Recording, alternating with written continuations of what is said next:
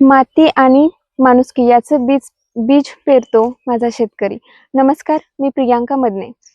आज आपण या व्हिडिओच्या माध्यमातून बघणार आहोत की पारंपरिक पद्धतीनं जी ऊस शेती केली जाते त्याला जुगारून किंवा त्याला बगल देऊन एक वेगळ्या पद्धतीचा प्रयोग एका शेतकऱ्याने केलेला आहे. त्यांनी हा प्रयोग केलाय. त्याच्यामध्ये साधारणतः ऊसाची लागण करताना सरीतलं अंतर 4 ते 4.5 फुटाचं असतं, परंतु यांनी ह्या सरीमधलं अंतर 9 ते 9.5 फुटाचं ठेवलेलं आहे. आणि त्यांचा दावा असा आहे की आता 9 महिन्याचा ऊस आहे, परंतु ज्यावेळी ऊस जाईल त्यावेळी ते असा दावा करत आहेत की एका एकरामध्ये म्हणजे 40 गुंठ्यामध्ये 160 ते 170 टनाचं उत्पन्न निघू शकतं, असा त्यांचा दावा आहे. तर हेच पद्धतीने या प्लॉटचं नियोजन केलेलं होतं. सुरुवातीपासून आतापर्यंत त्यांनी कशा पद्धतीने नियोजन केलं आणि पुढे पण ते कशा पद्धतीनं यामध्ये नियोजन करणार आहेत ते आपण आज शेतकऱ्यांच्या पर्यंत पोहोचवणार आहोत. बघूया या व्हिडिओच्या माध्यमातून सर आपल्याला काय माहिती देता येते. चला तर.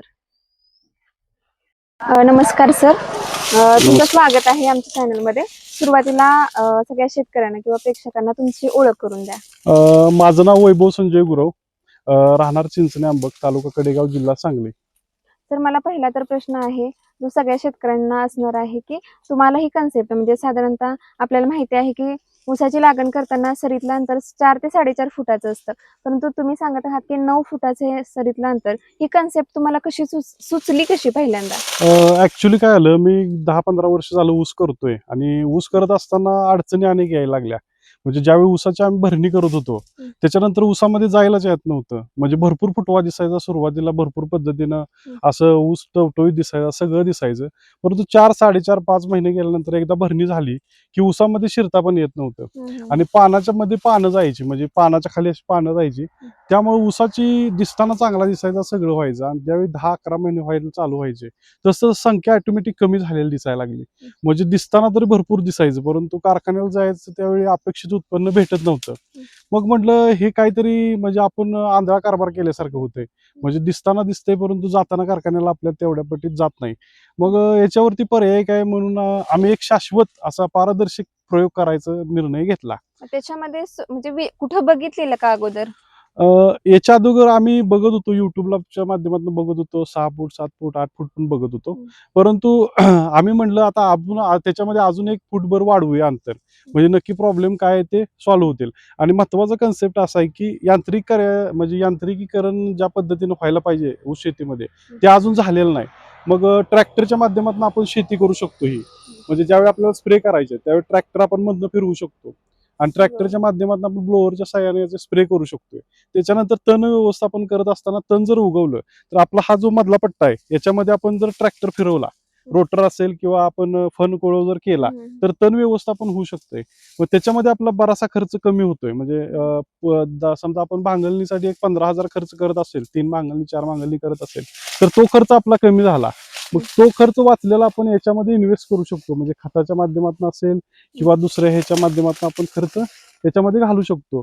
मग त्याच्यानंतर आम्ही असा विचार केला की ह्याला आपण जनरली स्प्रे आपण 3, 4, 5 करतोय, पण ह्या ऊसाला आपण 6, 7, 8, 9, 10 सुद्धा करू शकतोय. आता हे जे ऊस बघताय याच्यामध्ये 9 स्प्रे झालेत आतापर्यंत आपले. किती 9 महिने झाले? हा 9 महिने झालेत, 9 स्प्रे झालेत. पहिले 15-15 दिवसानं स्प्रे होत होते, आता आम्ही 1 महिन्यातून एकदा करतोय. आणि आता पाला पण आपण 3 वेळा काढलेला आहे. म्हणजे जनरली आपला जो ऊस असतो त्याला लोक एकदा ते दोनदा काढतात, पण आपण 3 वेळा काढलेला आहे. आणि आपण या ठिकाणी बघू शकतो की शाश्वत ऊसाची संख्या म्हणजे कारखान्याला जाणारा ऊस हाच फक्त इथं आहे. म्हणजे मरकट वगैरे जे काही म्हणजे असते आपल्या ऊसामध्ये तो अजिबात अवेलेबलच नाहीये. पण आता नवीन प्रयोग करायचा म्हटलं तर तुम्ही व्हिडिओ बघितले असतील, पण आता हे क्षेत्र किती 1 एकर आहे ना? 1 एकर आहे. मग तुम्हाला रिस्क वाटली का की मी प्रयोग तर करतोय आता, पहिल्यापासून तुम्हाला किती उत्पन्न होत होतं पहिल्यांदा पूर्वी आम्ही 110-100च्या आसपास तरी गेलोय. म्हणजे पूर्वी सुरुवातीला आम्ही 60 टन होतो, 70 टन, 80 टन. सरीतलं अंतर किती सरीतलं अंतर 4.5 फूट होतं आणि त्यानंतर 5 फुटाचं अंतर आम्ही ठेवायला लागलो. त्यानंतर आम्ही 100 टनाच्या आसपास पोहोचलो. म्हणजे जसं अंतर वाढवलं तसं आपलं उत्पन्न वाढेल असं वाटत होतं. थोडं थोडं वाढवत गेलाय? नाही, आम्ही 5 फुटावरून डायरेक्ट 9 फुटावरती गेलोय.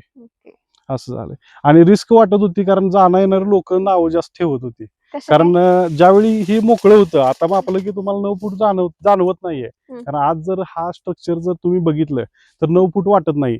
पण ज्यावेळी अंतर मधलं मोकळं होतं त्यावेळी मोठा ट्रॅक्टर मध्ये बसायचा बरोबर. एवढं अंतर होतं. पण लोक म्हणायचे की मध्ये काय करणार आहे का, हे काय चाललंय, म्हणजे असं नावं ठेवायचं थोडक्यात म्हणा, किंवा त्यांचं म्हणायचं म्हणजे ते शेतकरीच असतील किंवा जे शेतकरी बघणारे. असतील त्यांचं मत असं होतं की कांडीला कांडी लावल्यानंतर किंवा 2 कांड्या लावल्यानंतर किंवा सरी जवळ ठेवल्यानंतर जो फुटवा ऊसाचा असतोय हं. तो फुटवा संपूर्ण कारखान्याला जातोय. हां. अशी कन्सेप्ट त्यांची होती. परंतु तसं काही नसतंय. ज्यावेळी कारखान्याला आपला ऊस जाणार असतोय हं. त्यावेळी शाश्वत ऊसाची संख्या जेवढी असेल, म्हणजे स्क्वेअर फुटला एक ऊस जगतो हं. तेवढाच ऊस जातो, जास्त काही ऊस जात नाही.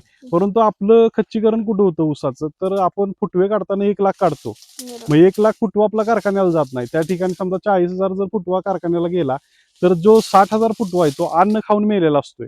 हं, हं, म्हणजे हं. जमिनीतली जी ताकद आहे आपली ती पूर्णपणे खाल्लेली असत्या. मग त्यानंतर त्या ऊसाला जे अन्न लागतं, म्हणजे समजा हा शाश्वत ऊस आहे, जाडीचं चांगलं आहे, त्या ऊसाला अन्न कमी पडतं आणि खाऊन मरणाऱ्या ऊसांची संख्या जास्त असते. मग तिथं आपलं गणित कुठंतरी फसत असतं. मग आपण जर आता बघितलं तर त्यावेळी आम्ही पाला काढलाय, त्याच्यानंतर संख्या जिथं कमी जास्त झाल्या त्या ठिकाणी ही जी कोंब आलेत का नाही, ते असे पूर्णपणे कोंब अशा पद्धतीने डेव्हलप झाले. आणि आता इथे एक कोंब आहे, याची जाडी जर तुम्ही बघितली तर आपला खोऱ्याचा दांडा असतोय त्या पद्धतीने ह्याला जाडी आलेली आहे. मग जाडी एवढी ह्याच्या आधी आमच्या 4.5 फुटाने 5 फुटानं आम्हाला एवढी जाडी कधी भेटत नव्हती. सूर्यप्रकाश चांगल्या पद्धतीने मिळाल्यामुळं त्याची वाढ ही जोमानं झालेली आहे. आणि वाण ऊसाला कुठलं एक हे? हे शाईन 032 ऊस आहे. हं. आणि कांड्या किती आता आहेत? 9 महिने? आता लमसम बघा 16 पासून ते 20 पर्यंत कांडी आहे याची. 16 ते 20 हा, आत्ताच. 16 ते 20 आहे, आत्ताच आहे. अजून जायला एक 10 महिने बाकी आहेत. तोपर्यंत किती आणखी वाढेल? आमचं असं टार्गेट आहे की आम्ही 55 कांडीपर्यंत जाऊ शकू, म्हणजे 50 ते 55. 55 कांडीपर्यंत जाणार.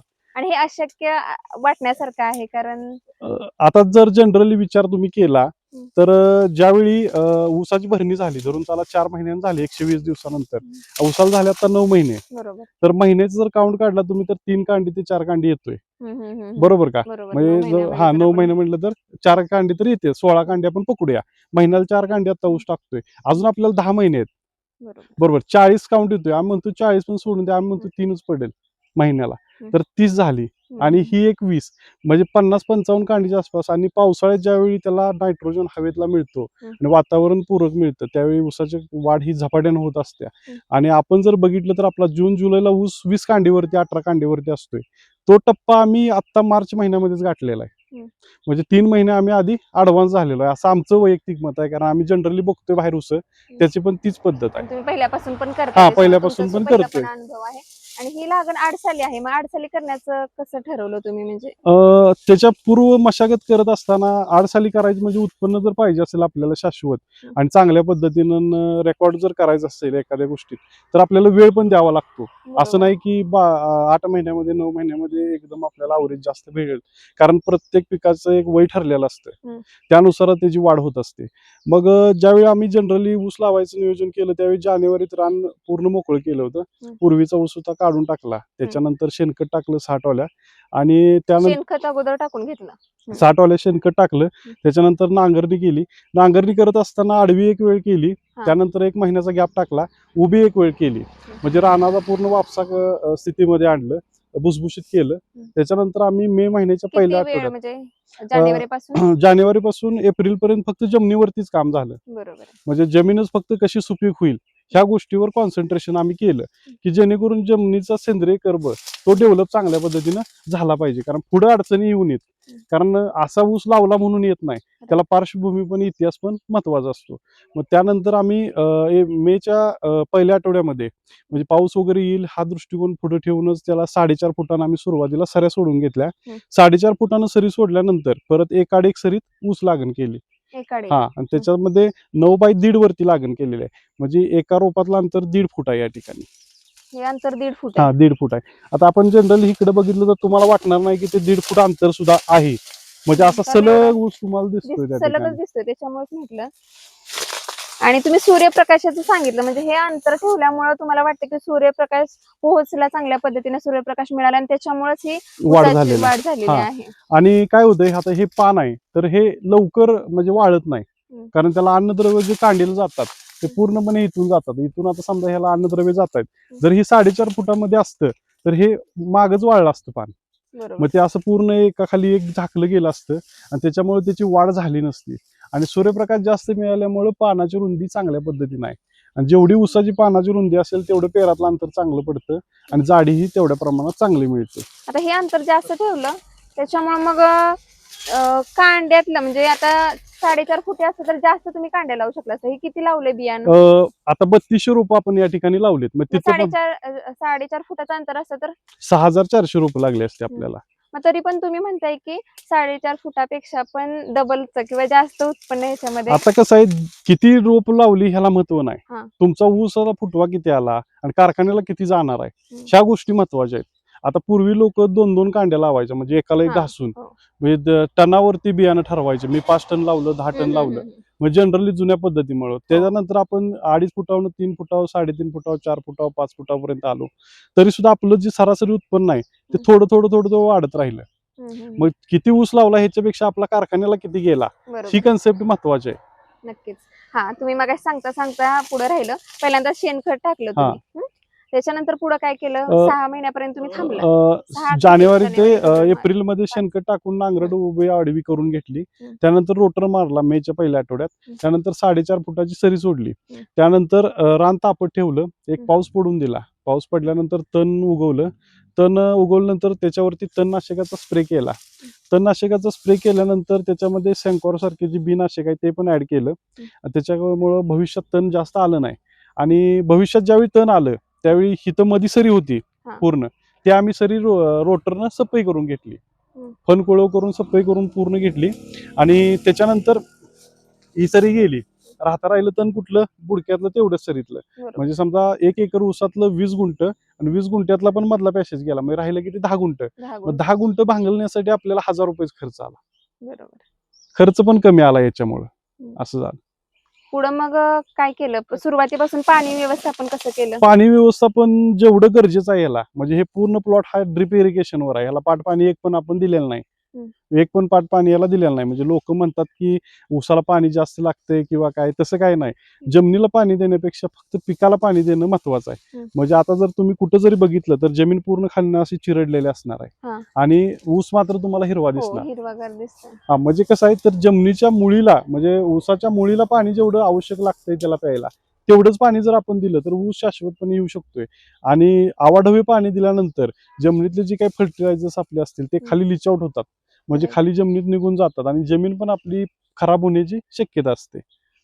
आणि खतामध्ये फक्त शेणखत का तिथून पुढे काही हा, खत तिथून पुढे वापरलं? आपण रासायनिक खताचे 7 टप्पे केलेले आहेत. म्हणजे रासायनिक आतापर्यंत खतामध्ये कोणकोणते खत वापरले? आता खतं म्हणजे एनपीके स्वरूपातलीच खतं आपण वापरलेत. म्हणजे आपण 10-26 सारखे असतील किंवा अमोनियम सल्फेट असेल, युरिया असेल, मॅग्नेशियम असेल, मायक्रोन्यूट्रंट असेल, गंधक असेल, याचं एक डिवायडेशन केलेलं होतं 5 टप्प्यामध्ये. आता 5 टप्पे झालेत, अजून 2 टप्पे याचे बाकी आहेत. म्हणजे येणाऱ्या काळामध्ये आम्ही आता ते ड्रिप इरिगेशनच्या थ्रू देणार आहे. मग ठरवताना कसं तुम्ही ठरवलं 5 टप्पे केले तर कशा पद्धतीने आता टोटली कसं राहतं, समजा आपल्याला एवढं अवरेज काढायचं तर नत्र किती लागणार, स्फुरद किती लागणार, पालाश किती लागणार, ह्याचं एक कॅल्क्युलेशन्स येतं. मग त्यानुसार आम्ही ते ठरवलं की कुठल्या कुठल्या टप्प्यात डिवायडेशन कुठलं कुठलं द्यायचं. आणि त्याचबरोबर ऊसाची अवस्था बघून आपण त्याच्यामध्ये थोडंफार कमी जास्त कुठला घटक करू शकतो, त्याच्यावरती आम्ही ते ठरवतो. की आता समजा अंतर कमी पडलंय पेरातलं किंवा जाडी कमी वाटतं, तर त्यावेळी कुठली खतं वाढवायला पाहिजे, काय करायला पाहिजे, हे ॲज पर कंडिशनवर अवलंबून राहतं. सांगताय, परंतु आपला सामान्य शेतकरी आहे जो पारंपरिक पद्धतीने शेती करतो, तो साधारणतः काय करतो? ऊस कुळवताना जास्तीत जास्त खताची भर लावतो. त्याचं मत असं की सुरुवातीला कुळवताना जास्त खताचा भर लावला की ऊस चांगला येऊ शकतो, पुन्हा जास्त काय खताची आवश्यकता लागणार नाही. मग तुम्ही तसं केलं नसेल तर कशा पद्धतीने वेगळं काही काय केलं? बेसिक कुठली खतं वापरले, नवीन कोणती खतं ह्याच्यामध्ये ऍड केली? आता जनरली तुम्ही मला प्रश्न विचारला की भरणीनंतर जनरली 80 ते 90% लोक खतं देतच नाहीत. अशी रिएक्शन आहे केमिकलची की ते 70-80 दिवसापर्यंत जिवंत राहू शकतं. म्हणजे जे आपण खतं टाकतोय ते जास्तीत जास्त लमसम एक 3 महिन्यापर्यंत पकडूया. आपण 70 दिवसापर्यंत राहतं जमिनीमध्ये ते एनर्जी, पण आपण 3 महिने पकडूया. भरणीनंतर 3 महिने जर पकडले, 4 ते 3 7 झाले, 7 महिन्यानंतर आपला लागवडीचा डोसच जात नाही ऊसाला. मग काय होतं, तर त्यावेळी पेरातलं अंतर आपलं कमी पडायला चालू होतं, त्याला अन्न मिळत नाही. मग हिथंच आपलं निम्म अवरेज घटलं जातं. कारण कसं आहे, एक दिवस खाल्लं पोट भरून म्हणून झालं असं नाही. मग थोडं थोडं अन्न जसं लागल तसं, आणि पाण्याचं पण ऍज इट इज तसंच, जेवढं पाणी लागतंय तेवढं पाणी, जेवढं अन्न लागतंय तेवढं अन्न. जर आपण सातत्य ठेवलं तर याची वाढ पण सातत्यानं होत राहणार. म्हणजे शेवटपर्यंत लक्ष देणं हा, महत्त्वाचं आहे. शेवटपर्यंत त्याच्यावरती चिकाटी ठेवून, जिद्द ठेवून, त्याच्यावर लक्ष देऊन शेवटपर्यंत खताचा ढोस आपल्याला समजा ड्रीप नसेल तर आपल्याला खतात जोपर्यंत टाकता येते तोपर्यंत थोडे थोडे खत का होईना पण वापर हा केलाच पाहिजे. पहिल्यांदा तर तुम्ही शेणखत सांगितलं सुरुवात करत असताना, हा. पण बेसिक मध्ये अजून कुठलं खत त्याच्यामध्ये ऍड बेसिक केलं? मध्ये आपण तसं काही कुठलं नाही, त्याच्यामध्ये आपण कोंबडी खताचा पण वापर केलाय. हम्म. ज्यावेळी भरणी करायची चाललेली, हा हा. बेड जो दिसतोय तुम्हाला तो 3.5-4 फुटाचा बेड येईल. हम्म. ह्या बेडच्या खाली आपण कोंबडी खताची एक लेअर दिलेली आहे भरणीच्या वेळी. बरोबर. त्याच्यानंतर एक त्याच्यानंतर सिंगल भरणी केलेली आहे हम्म. आणि त्याच्यावरती परत रासायनिक खताची एक लेअर दिलेली आहे आणि त्याच्यानंतर वरती परत आपण भरणी लावली आणि त्याच्यानंतर वरती ड्रीप होतं ते आता आपण खाली घेतलंय. मग जेणेकरून ह्याच्यावरती ज्यावेळी पाणी पडेल सुरुवातीलाच खाली खाली जाईल आणि ज्यावेळी आपण सगळी रिएक्शन एकत्रित करतोय म्हणजे असं काही नाही की एखादं विशिष्ट कंपनीचं खत वापरलं म्हणून मला अवरेज पडेल असं काही नाही. सगळ्या गोष्टींचं ज्यावेळी आपण अभ्यास करून ज्या पाण्याचं व्यवस्थापन असेल, खताचं व्यवस्थापन असेल, लागणीची योग्य पद्धत असेल, जमिनीची सुपीकता, पाण्याचं नियोजन, ह्या सगळ्या गोष्टी त्याला संगम ज्यावेळी होईल त्याच वेळी आपल्याला अवरेज मिळणार आहे. आता तुम्ही सांगितलं ड्रीपनं पाणी तुम्ही दिलं, मग हा. त्याच्यामध्ये कसं ठेवलं तुम्ही, किती दिवसांनी आता किंवा कसं किती केलं होतं आठवड्यांनी? आपण आठवड्यातनं 1-2 दिवस पाणी असायचं धरून चाला म्हणजे हा. सोमवार टू सोमवार. हम्म. तर एक दोन्ही साईडला ड्रीप होतं. हा बुंडा जो दिसतोय ना हा. ह्याच्यावरती अशी लेअर होती म्हणजे इथं ड्रीप होतं वरती. हा. त्यावेळी समजा आपण ह्या सोमवारी इकडे पाणी पाडलं तर पुढच्या सोमवारी त्या साईडला पाडायचं. म्हणजे जेवढी त्याला रिक्वायरमेंट आहे पाण्याची तेवढंच पाणी द्यायचं, जास्त प्रमाणात आपण पाणी त्याला दिलेलं नाही. कारण बऱ्याचदा कसं होतं की असं म्हणजे जास्त पाणी शेतकऱ्याला वाटतं की जास्त पाणी असं पाजलं तर म्हणजे अजून कल्पना काय एकदम लोकांची, ओलसर राहिलं पाहिजे रान नेहमी, असं हे पडलं नको पाहिजे. आता तुम्ही जर जनरली इथं बघितलं तर आपण इथं पाणी देऊन एक 8 दिवस झाले तरी सुद्धा जमिनीमध्ये आहे की नाही बऱ्यापैकी खाली जर उकरलं नाही याच्या तर ओल अजून पण आहे. म्हणजे ह्या खाली- मुळ्या जे बघताय हम्म. म्हणजे ओल अजून पण आहे. म्हणजे पाणी देऊन आपण 8-10 दिवस होऊन गेलेत हा. तरी सुद्धा ओल निघत्या खालून. आणि ह्या मुळ्या हिरवागार ऊस राहिलाय. हा आणि ह्या मुळ्या ज्या दिसत आहेत का नाही ह्या मुळ्या का डेव्हलप झालेत तर त्याला वापसा कंडिशन झालेले आहे. म्हणजे पाणी जास्त नसल्यामुळं ते मुळी पाण्याच्या शोधात गेली. म्हणजे त्याला इथं जागेवरती पाणी भेटेना, बरोबर. त्यावेळी मुळी चालायला चालू करत्या, अन्नद्रव्य घ्यायला चालू करत्या. ज्यावेळी आपण पाणी जास्त प्रमाणात देतो त्यावेळी मुळी स्टॉप होते. बरोबर आहे. म्हणजे ज्या शेतामध्ये पावसाळ्यामध्ये पाणी साठलं जातं त्या ऊसाची वाढ थांबते. याचं कारण काय तर मुळी चालत नाही, ते अन्नद्रव्य घेऊ शकत नाही, मग त्यावेळी स्टॉप होते. तसं हिथं होत नाही, वापसा कंडिशनला जमीन राहते पूर्णपणे. एक आठवडा इकडे एक आठवड्यातनं एक दिवस इकडे पाडल्यामुळं हिकडची ज्यावेळी बॅक्टेरिया असतो जमिनीचा तो काम करतो किंवा मुळी काम करते त्यावेळी तिकडली मुळी रेस्ट पिरियडवर असते. बरोबर. म्हणजे अल्टरनेटिव्ह आपण केलेला आहे. आता ही सुरुवात तुम्ही पहिल्यांदाच हा प्रयोग केला, बरेच वर्षापासून करताय, पण असं प्रयोग पहिल्यांदा केला तर तुमचा साधारणतः खर्च किती आला? रासायनिक खत असू देत, पाणी व्यवस्थापन असू देत, बाकीची जी फवारणी तुम्ही केले आतापर्यंत किती खर्च आला? आता आमचा जो खर्च आहे तो आम्ही सगळा कॅल्क्युलेट केलेला आहे. म्हणजे शेतात जरी आलं तरी समजा आपलं पेट्रोल गेलं किती, काय गेलं किती, म्हणजे हा बिझनेस म्हणूनच आम्ही आज शेती करतोय. मग त्याच्यामध्ये मजुरांचा खर्च असू दे, ठिबक सिंचनाचा खर्च असू दे किंवा बियाणं आणलं लावलं, ह्या सगळा खर्च आमचा 1,10,000 रुपयेपर्यंत गेलेला आहे. आतापर्यंत शेतकऱ्यांचा सामान्य 80-90 हजारापर्यंत जातो, पण ते लिहिलेलं नसतं. आमच्याकडे प्रत्येक ह्याचा हिशोब आम्ही ठेवलेला आहे. म्हणजे समजा आज फवारणी समजा आम्ही जरी स्वतः केली तर त्याचं कॉस्टिंग तिथं लिहिलं जातं, म्हणजे काय आहे त्याचं, आणि सगळ्याचा हिशोब ठेवला जातो. अजूनपर्यंत म्हणजे ऊस जाईपर्यंत आणखी किती खर्च तुम्हाला आता वाटतोय? इथपर्यंत अजून आम्ही एक 20,000 रुपये खर्च ह्याला करणार आहे. पुढे कशासाठी खर्च आता इथून आता पुढचा? फक्त फर्टिलायझरसाठी, बाकी काही खर्च नाही. कारण पाला काढायला आपण 3 वेळाच पाला काढायचा खर्च जवळजवळ 15-16 हजार रुपयाच्या आसपास गेलाय. असं झालंय. मग त्याच्यामुळे फायदा काय झाला, हे जे कोंब दिसतात की नाही तुम्हाला हे पाला काढल्यामुळे आलेले आहेत. आणि जे वाढीव उत्पन्न आपण जे म्हणतोय ते ह्या कोंबामुळे आपल्याला भेटणार आहे. ते कसं? ते आता जनरली धरून चाला की हा आपला ऊस जो आहे हा आता ऊस आहे तो एवढा कारखान्यावर जाणारच आहे. 100 टन धरून चाला हा जाणार आहे, पण जे 60 टन वरचं आम्ही जे म्हणतोय ते सगळे कोंब जाणार आहेत. आणि हे कोंबाला अजून 10 महिने आहेत. इथं गर्दी वाढणार की इथं? आता गर्दी मग ह्यासाठीच आपण जे अंतर ठेवलंय की नाही हे त्यासाठीच ठेवलंय. हा ऊस पूर्ण आता पडेल, ज्यावेळी तिकडे पडेल इकडे पडेल त्यावेळी कोंब वरती जायला चालू होईल. पण आता पाऊस असं वादळी पाऊस आहे त्याच्यामुळं ह्याच्यासाठी काय होणार का? पडला तर ऊस हा मोडत नाही. आता हा जर जनरल तुम्ही जर आतमध्ये जर बघितलं तिथं तर ऊस पडायला लागलाय. त्यासाठीच आम्ही ड्रीप जे बुंड्यावरती होतं ते चॉकअप म्हणून आता सरीमध्ये घेतलेलं आहे. बरोबर. असं झालं. आता पुढे जर तुम्ही पाहत गेला तर आता पूर्णपणे एक 8-10 दिवस जर पाऊस जर आला तर पूर्णपणे असं पडत जाईल अशी कंडिशन आहे. आणि पडताना पण एक सिस्टीमने ऊस पडणार आहे. म्हणजे काही त्याच्यामध्ये हे होणार नाही, नुकसान कुठल्याही पद्धतीचं होणार नाही. आता तुम्ही जसं पुढे जाल तसं तुमच्या लक्षात येईल की ऊस असा पूर्ण असा चिकटायला लागलाय वरनं. मग आता जनरली एक गोष्ट अशी आहे की 9 फुटामध्ये अशी अवस्था होती आपली, हा. तर 4.5 फूट ज्यावेळी असते आपलं त्यावेळी काय होत असेल? पूर्ण चोकापासून आता विचार करा, इथं मध्ये एक सरी असती तर काय झालं असते अवस्था. म्हणजे मी जे वाक्य म्हणतोय की उघडं डोळं ठेवून बघितलं पाहिजे ते आपण बघू शकत नाही. आज आपण इथं ऊस जाणारा कारखान्याला किती हे डोळ्यानं बघू शकतोय. आणि सर तुम्ही जो म्हटला तुम्ही पहिल्यांदाच हे केला प्रयोग आणि रिस्क होती, पण आता तुम्हाला बघताना काय वाटतं? आता समाधान वाटतंय, कारण जसं ह्याचं अंतर कमी व्हायला लागलंय तसं मनाला बरं वाटायला लागलंय. बरोबर आहे.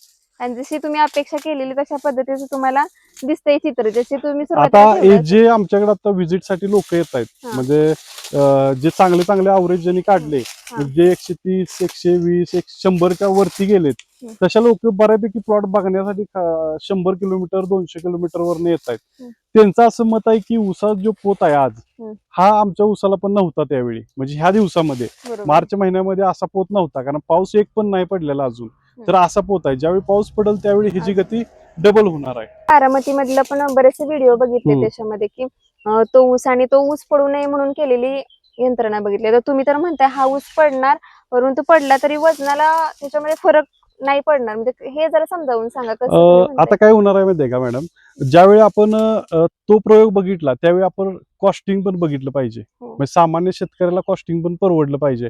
मग त्या प्रयोग चुकीचा आहे किंवा काय असं नाही, तो फायद्याचाच आहे. पण ज्यावेळी आपण रेट काढतो, म्हणजे ज्यावेळी आपण त्या बाकीच्या गोष्टींचा ज्यावेळी रेट काढतो त्यावेळी परवडलं पण पाहिजे.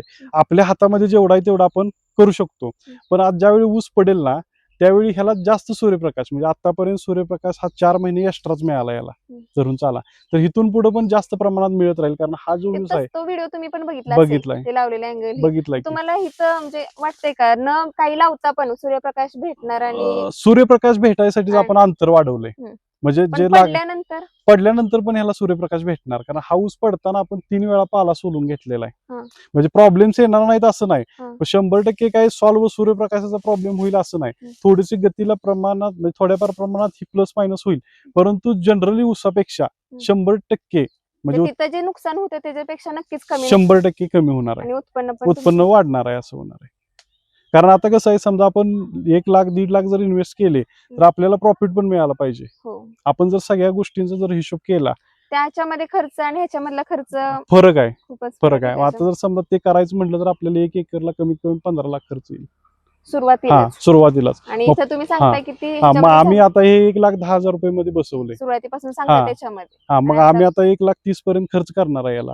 आणि जर समजा आपला ऊस 150 टन पकडा गेला तरी सुद्धा आपण 4.5 लाख रुपये समजा आपल्याला मिळाले तर 3 लाख रुपये प्रॉफिट झाला, खर्च वजा करून तेवढे तुमचा नफा झाला वर्षात. मग नफा 3 लाख जर आपल्याला मिळत असेल तर ऊस ही शाश्वत पीक आहे पहिली गोष्ट, म्हणजे त्याच्यामध्ये कुठल्याही पद्धतीची रिस्क नाही आज.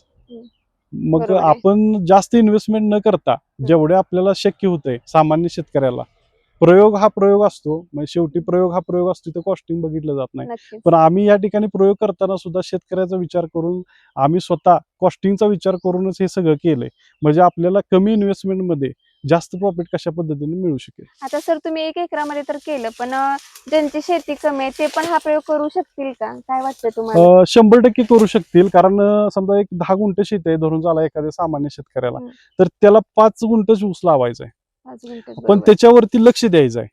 म्हणजे समजा ज्यावेळी आपलं कुटुंब मोठं असतं त्यावेळी म्हणजे ज्या पद्धतीनं पालन पोषण होतं त्या पद्धतीने छोटं कुटुंब सुखी कुटुंब, मग त्या पद्धतीने आपली ज्यावेळी कुटुंब लहान होत गेली तसे मुलं शिकत गेली म्हणा किंवा मोठमोठ्या मुद्द्यावरती पोचली, तसं त्या पद्धतीनं ह्याच्यामध्ये जर आपण लक्ष दिलं हाय त्या फुटव्यामध्ये हाय त्या ऊसामध्ये, तर लक्ष आपल्याला जास्त द्यावं लागत नाही.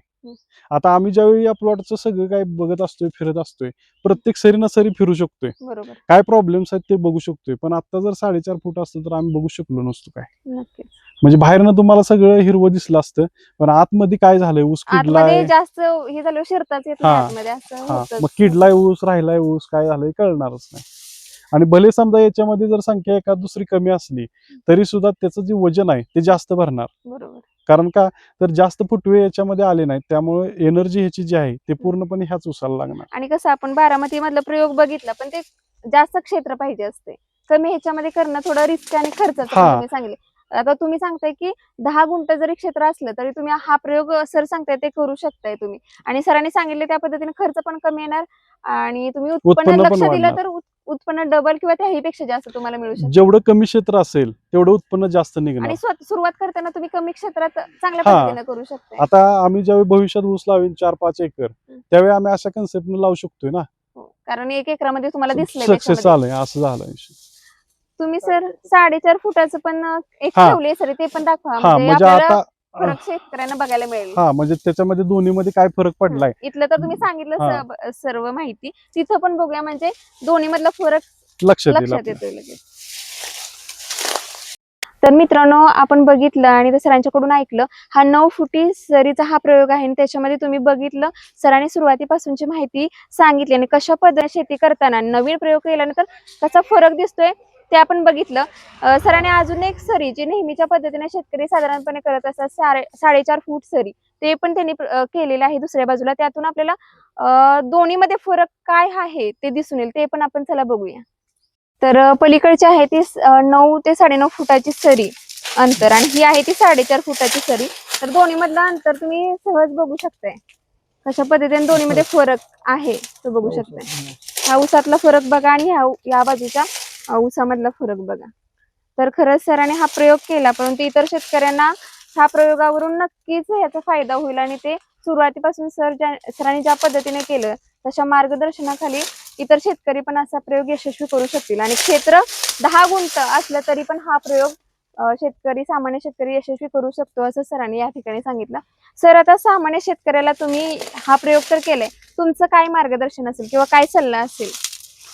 ज्यांना कुणाला आता आडसाली लागणी करायची आहेत त्यांनी आतापासून तयारीला लागलं पाहिजे. जमीन पहिल्यांदा सुपीक करून घेतली पाहिजे. जमिनीमध्ये शेणखत असेल, बाकीची काही सेंद्रिय खतं असतील ते टाकून आतापासून जमीन तापट टाकली पाहिजे आणि पूर्ण जमीन ज्यावेळी सेंद्रिय कर्ब वाढेल त्याच वेळी असा प्रयोग यशस्वी होईल.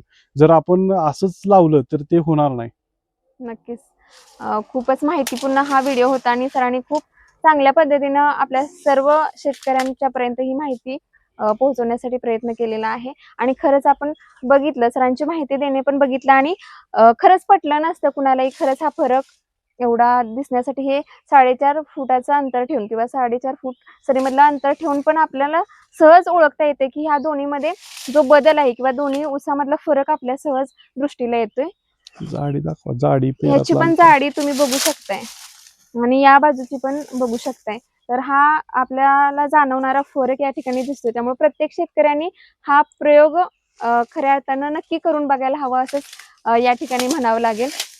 आणि सरांनी खूप छान माहिती दिली. सर, तुमचा नंबर पण द्या जेणेकरून इतर शेतकऱ्यांना अजून काही शंका असेल. तुम्ही माहिती तर पूर्ण सांगितली, परंतु कुणाला करायचं असेल तर तुम्ही त्यांना सांगितलं, मार्गदर्शन केलं तर ते पण अशा पद्धतीचा प्रयोग करून जास्तीत जास्त उत्पन्न घेऊ शकतील.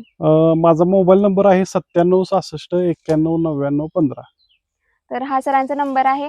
ज्यांना कोणी शेतकऱ्यांना कमी क्षेत्रामध्ये हा प्रयोग करून बघायचा आहे आणि जास्तीत जास्त उत्पन्नाची जी अपेक्षा प्रत्येक शेतकरी आपल्या शेतामध्ये राबत असताना मनामध्ये ठेवत असतो, ती अपेक्षा जर पूर्ण करायची असेल तर नक्कीच हा प्रयोग करा. सरांशी संपर्क साधा आणि त्यांच्या मार्गदर्शनाखाली तुम्ही अशा पद्धतीचा प्रयोग करून नक्की बघा.